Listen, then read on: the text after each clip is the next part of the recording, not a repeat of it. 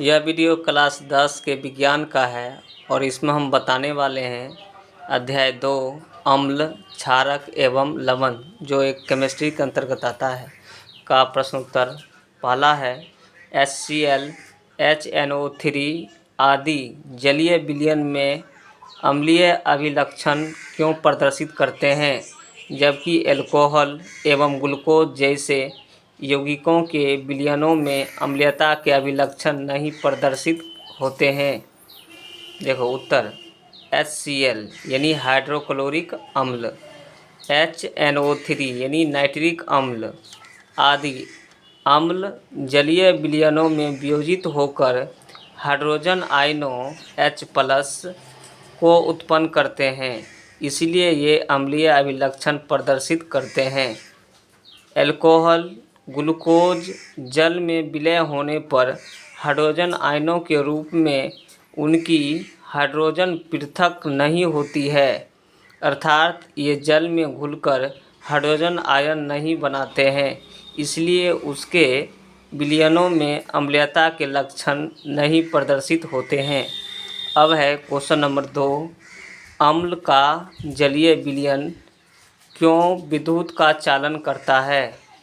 उत्तर, अम्ल जल में घुलकर आयनों धन एवं ऋण का निर्माण करता है, इसलिए अम्ल का जलीय विलयन विद्युत का चालन करता है। यहाँ कुछ एग्जाम्पल लिए हैं, जैसे HCl अम्ल है और ये जो जल में घुलकर H+ आयन और Cl- आयन देता है, यानी धन आयन और ऋण आयन देता है। उसी टाइप से H2SO4 ये H+ और SO4 2-, ठीक है। उसी तरह नाइट्रिक अम्ल है, इसको भी जल में घोलेंगे तो H+ और NO3- आयन देता है। उसी प्रकार CH3COOH तो ये H+ और CH3COO- आयन देता है। अब है क्वेश्चन नंबर 3। क्वेश्चन नंबर 3 है, चलिए क्वेश्चन नंबर 3 कह रहा है शुष्क हाइड्रोक्लोरिक गैस शुष्क लिटमस पत्र के रंग को क्यों नहीं बदलती है? उत्तर, शुष्क हाइड्रोक्लोरिक गैस में हाइड्रोजन आयन H+ नहीं होता है, इसलिए यह अम्लीय अभिलक्षण प्रदर्शित नहीं करती है, जिसके कारण लिटमस पत्र के रंग को नहीं बदलती है। अब है क्वेश्चन नंबर 4, अम्ल को तनुकृत करते समय यह क्यों अनुशंसित करते हैं कि अम्ल को जल में मिलाना चाहिए, न कि जल को अम्ल में? उत्तर, जल के साथ सांद्र अम्ल की अभिक्रिया ऊष्माक्षेपी है, इसलिए सांद्र अम्ल को जल में धीरे धीरे डालना चाहिए और अम्ल डालते समय जल को लगातार हिलाते रहना चाहिए। ऐसा करने से उत्पन्न ऊष्मा की मात्रा बहुत कम होती है। यदि जल को सांद्र अम्ल में मिलाया जाए तो उत्पन्न ऊष्मा की मात्रा बहुत अधिक हो जाएगी, जिससे मिश्रण में उफान आ सकता है और मिश्रण उछलकर चेहरे और कपड़ों को जला सकती है। साथ ही साथ अधिक उत्पन्न ऊष्मा के कारण कांच का बर्तन भी टूट सकता है। अतः सांद्र अम्ल को धीरे धीरे जल में मिलाने की सलाह दी जाती है। अब है क्वेश्चन नंबर 5। क्वेश्चन नंबर 5 है, चलिए क्वेश्चन नंबर 5 देख रहे हैं। इसमें अम्ल के विलयन को तनुकृत करते समय हाइड्रोनियम आयन H3O+ की सांद्रता कैसे प्रभावित हो सकती है?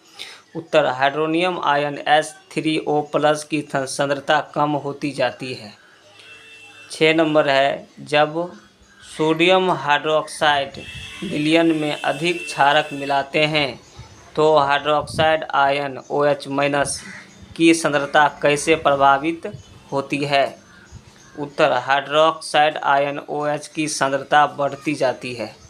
अब है क्वेश्चन नंबर 7, पीतल एवं तांबे के बर्तन में दही एवं खट्टे पदार्थ क्यों नहीं रखना चाहिए?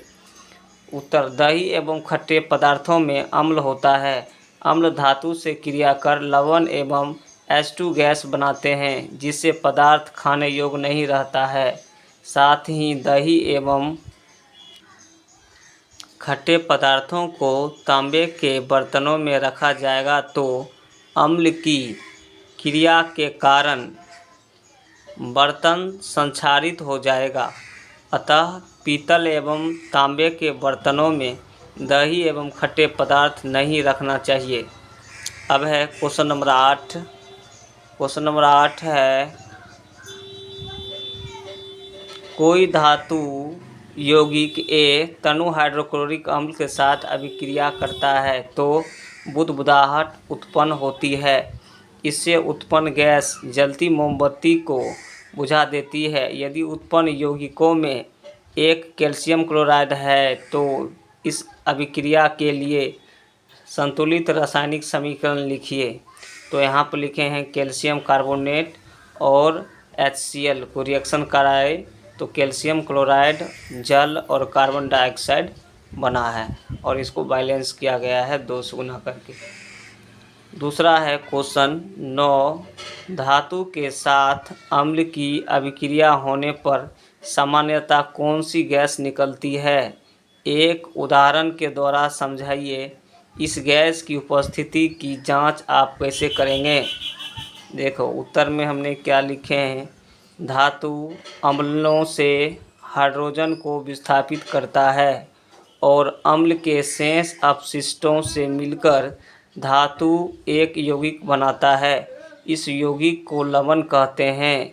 अतः अम्ल धातु से क्रिया कर लवण तथा हाइड्रोजन गैस बनाते हैं। धातु प्लस अम्ल तो लवण बनाएगा और हाइड्रोजन गैस बनाएगा। उदाहरण के लिए चित्रानुसार उपकरण को सजाते हैं। परख नली में लगभग 5 ml तनु सल्फ्यूरिक अम्ल लेकर उसमें दानेदार जिंक के टुकड़े डालते हैं। जिंक के टुकड़े की सतह पर गैस के बुलबुले दिखाई देते हैं। ठीक है, यहाँ हमने इसका फिगर ड्रॉ किए हैं। देखो यहाँ पर सबसे पहले एक बीकर लिए हैं और ये इसका स्टैंड है। स्टैंड ये बीकर है, इसको हम परख भी कहते हैं। और इसमें हाइड्रोजन गैस जो यहाँ पर हमने दिखाए हैं। उसके बाद इसमें तनु सल्फ्यूरिक अम्ल है, उस नीचे जिंक के टुकड़े हैं। ठीक है, उसके बाद यहाँ से एक निकास नली गया है इस टाइप से, तो इस साइड में आया है। इसमें इस बीकर में हमने साबुन का विलयन लिए हैं। ठीक है, और इस गैस से होकर, इस पाइप से होकर एक गैस निकलती है। यहाँ जलते हुए मोमबत्ती को दिखाए हैं जो फट फट की ध्वनि के साथ हाइड्रोजन गैस का जलना ये दिखा रहा है। ठीक है, तो इस टाइप से फिगर है। चलिए